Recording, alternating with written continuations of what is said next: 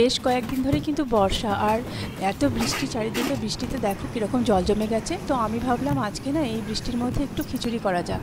তো আমি চাল ডাল মিশিয়ে নিয়েছি, এখানে কলাই ডাল আছে, মসুরি ডাল আছে, মুগ ডাল আছে, একটু ছোলার ডালও নিয়েছি। আর চাল ডালটা মিশিয়ে নিলাম, মিশিয়ে নিয়ে ধুয়ে নিলাম। তারপর কিন্তু আমি সবজিগুলো কেটে নিলাম।